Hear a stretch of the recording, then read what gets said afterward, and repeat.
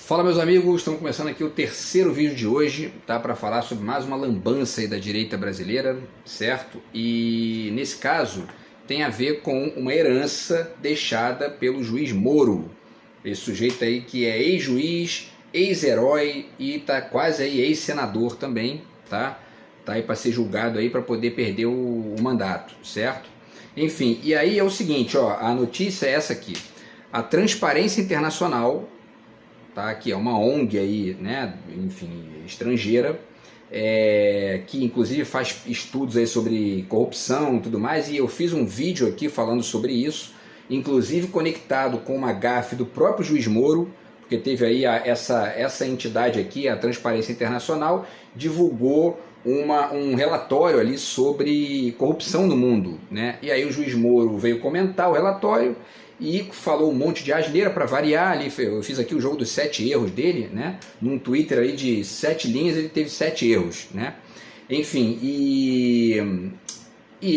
essa instituição que ele comentou agora está sendo acusada, tá? Está sendo investigada aí pelo STF brasileiro, o Dias Toffoli, né? Está sendo acusada de desviar recursos públicos em conluio com a Lava Jato. Olha só, tá? Então eu vou ler um pouquinho para vocês aqui a notícia rápida do próprio site do STF. E detalhe, tá? Eu fui pesquisar ali a página deles lá, da Transparência Internacional, no Instagram, e tem 2 detalhezinhos aqui muito interessantes para ponderar com vocês, que ajudam a entender não só a perspectiva dessa tal transparência internacional, ou seja, né, certas vinculações ideológicas deles, tá? Como também a forma como isso se configurou aqui no Brasil na conexão que eles fizeram com a Lava Jato, tá? Então, antes eu já deixo mais uma vez aqui para vocês a dica do meu novo livro de poemas, Do Outro Lado de Cá, tá aqui, certo? O zap está na descrição do vídeo, quem quiser entrar em contato aí é só falar que a gente conversa, beleza?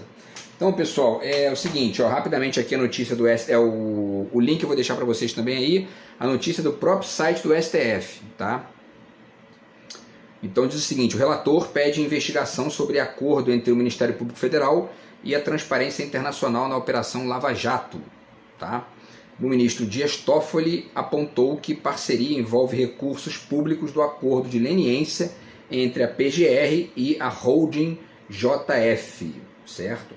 E aí a notícia diz o seguinte, ó: o ministro Dias Toffoli, do Supremo Tribunal Federal, determinou que a Procuradoria-Geral da República encaminhe ao seu gabinete as investigações em curso no Ministério Público Federal sobre o acordo entre a força-tarefa da Lava Jato, ou seja, Moro, Dallagnol e aquela cambada lá, né?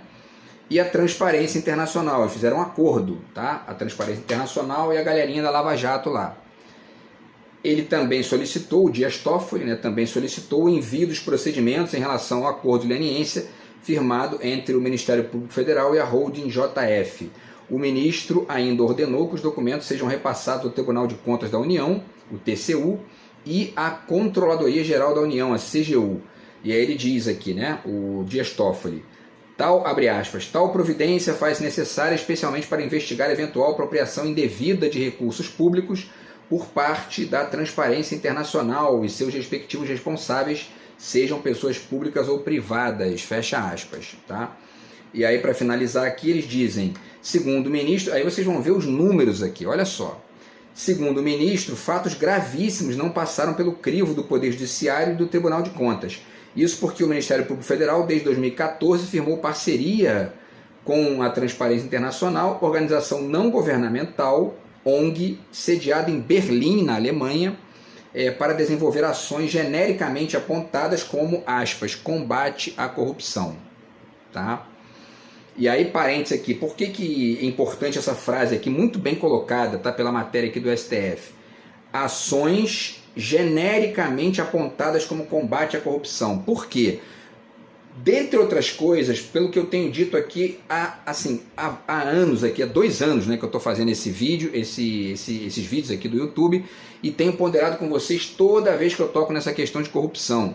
A questão da corrupção é mal colocada no Brasil, é mal posta, mal refletida, é moralizada de uma forma ingênua. Tem muita gente dizendo aí, o Bolsonaro passou anos aí dizendo que acabou a corrupção no país. Assim, isso é uma estupidez equina.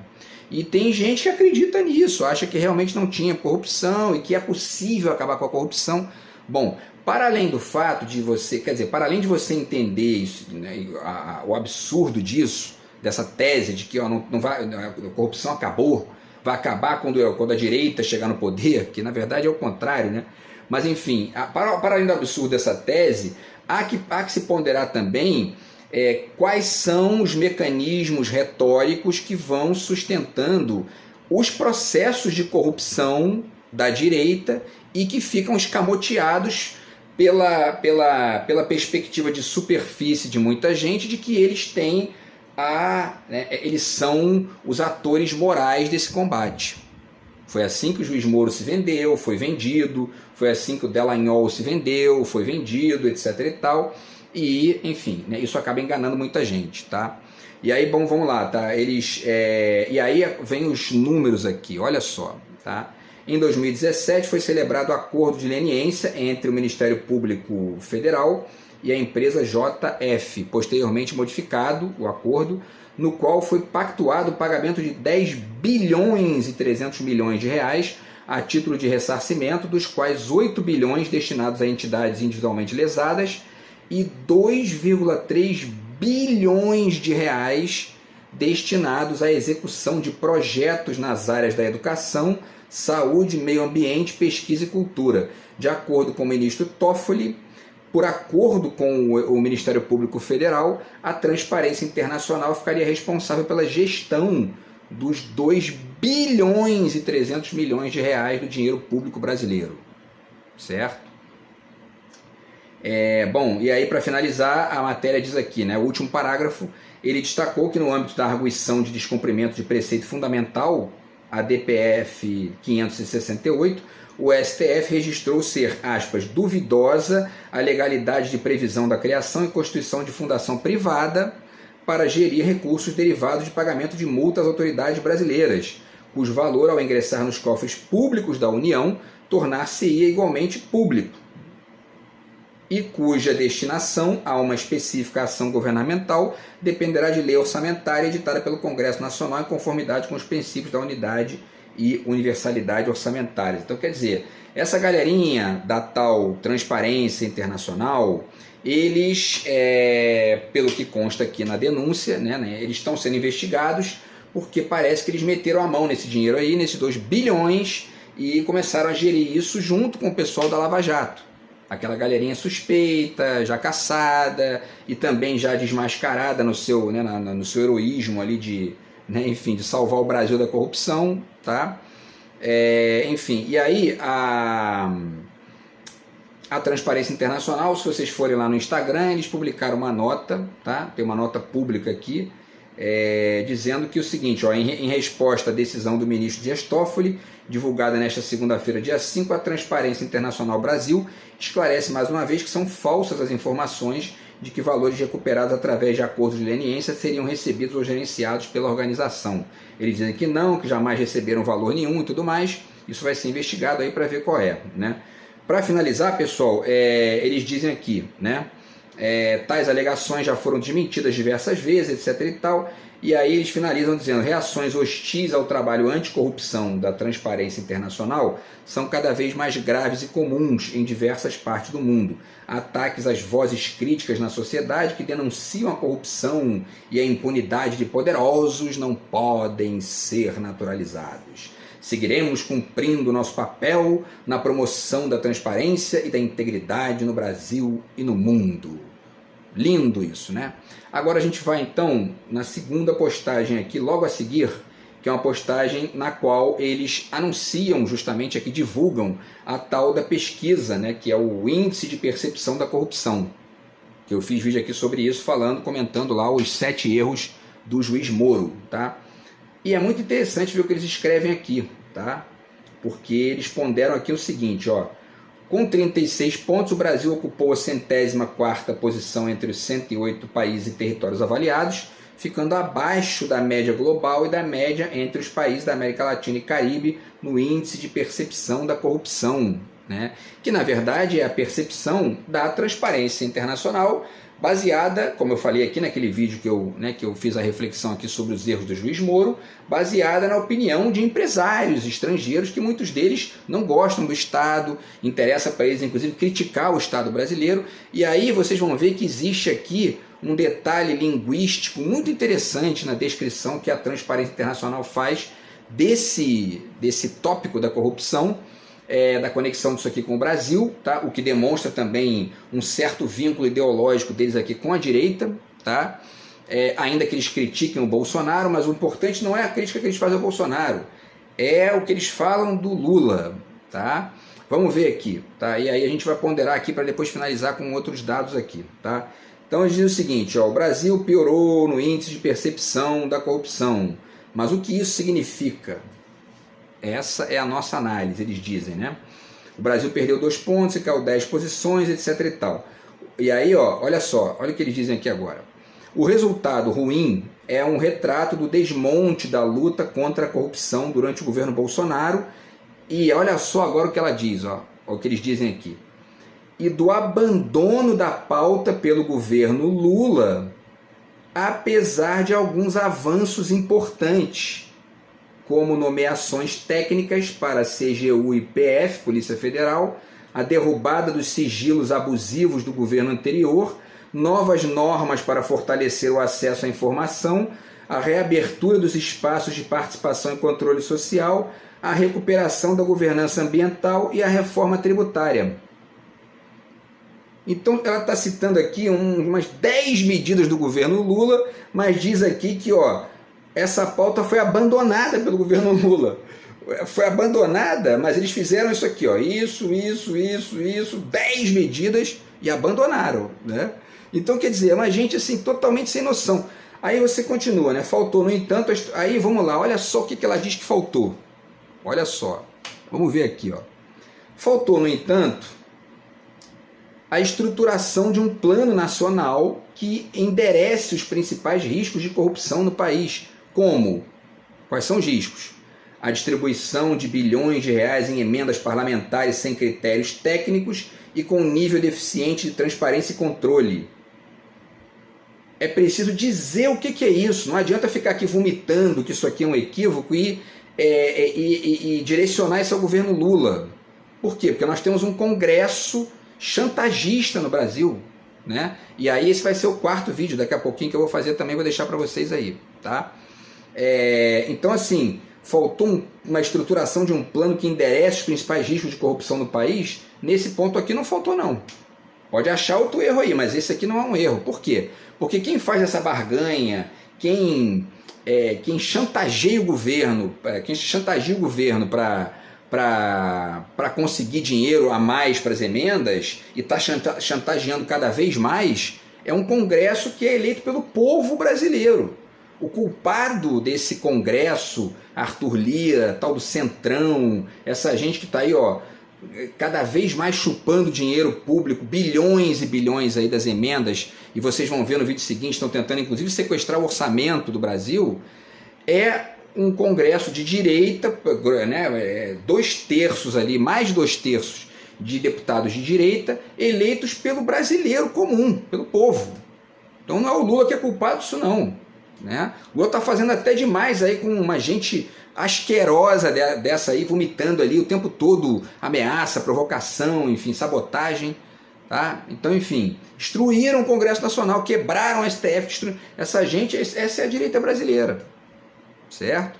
Então aí ela finaliza, né? Um ponto em que ainda é preciso avançar é a garantia de independência do sistema de justiça, as nomeações do advogado pessoal do presidente para uma vaga do Supremo e de um novo procurador-geral da República fora da lista tríplice vão na contramão do necessário resgate do accountability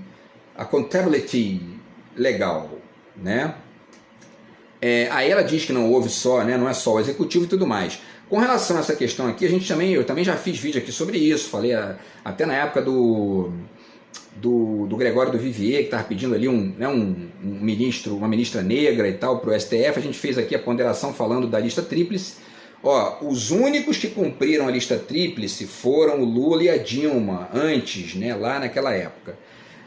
Aí é aquela história, né? Que essa figurinha aqui, que essa gente aqui muitas vezes não conhece, não entende, porque está lá fora, não tem a menor noção do que acontece aqui dentro. Então assim, você escolhe a lista tríplice, bota a gente na lista tríplice ali, aí o cara chega, te passa a perna, dá um golpe, contribui para o golpe, né? Aí o cara que entra para poder substituir você, pagando de moralista, vai e não segue a lista tríplice, bota alguém da correola dele. Foi o caso do Temer e o caso do Bolsonaro. Aí você vai continuar jogando de garoto nessa brincadeira? Certo? Então o Lula não tá errado não, está certíssimo. Botou lá o Zanin, botou lá o Flávio Dino, é isso aí mesmo, tem que botar mesmo. Não pode ficar dando arma na mão dessa gente o tempo todo, porque eles vão dar um golpe, destroem o Brasil, destroem o país, né? Enfim, dão um golpe, prendem o presidente da República de maneira injusta. Né? Essa gente não é brincadeira, entendeu?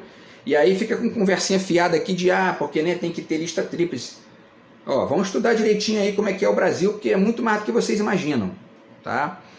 Enfim, pessoal, então essa é a ponderação aqui em relação a isso, tá? Em relação a essa questão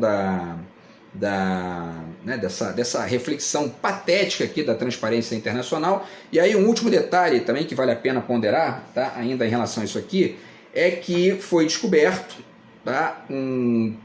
Uma postagem de uma senhora chamada Helena Panfilova, que é justamente uma funcionária lá, né, uma executiva lá dessa tal Transparência Internacional, e ela numa fotinha com aquele boneco do Lula presidiário lá em 2016 e reclamando, né, que o Lula estava sendo indicado ali, naquela época estava aquela perspectiva de que o Lula poderia ser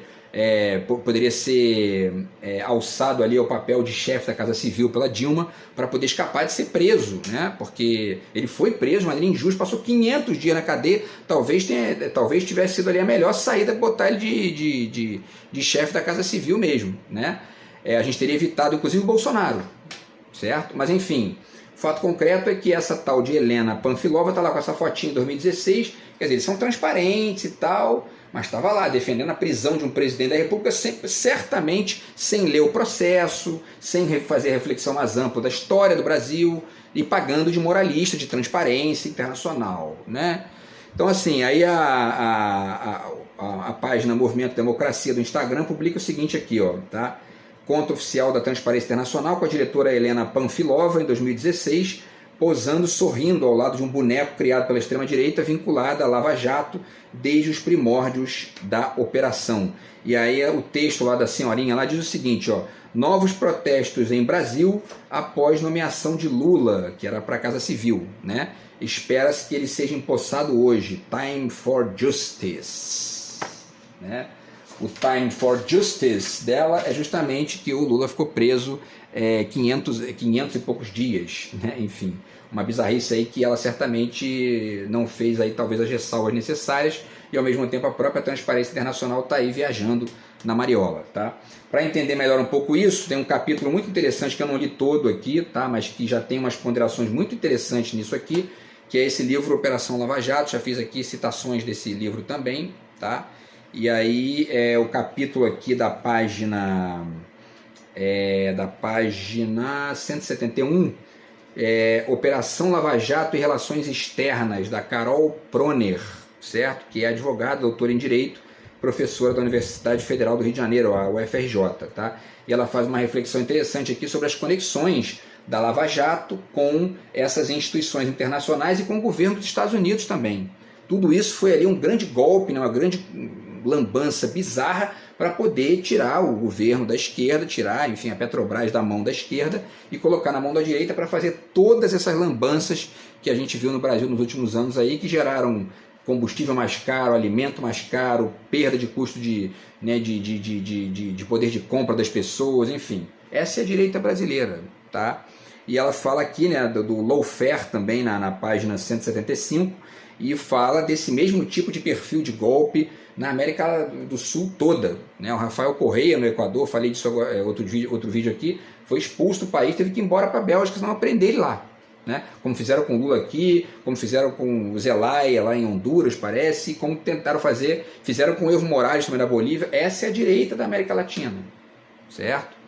E aí, para entender melhor isso aí também a partir da filosofia, tá aqui a dica do Gessé Souza, tá? A Herança do Golpe. Tem um capítulo aqui no final no qual ele reflete a figura do juiz Moro, essa figura patética, bizarra, né, que virou aí herói de uma certa parcela da população brasileira, que acreditou nesse tipo de discurso aí contra a corrupção, blá, blá, transparência, blá blá blá. Tá aí a transparência, né? É uma gente que diz, ó, o Lula abandonou a luta contra a corrupção, mas ele fez isso aqui, ó, isso, 10 coisas, e abandonou. Imagina se não tivesse abandonado, né?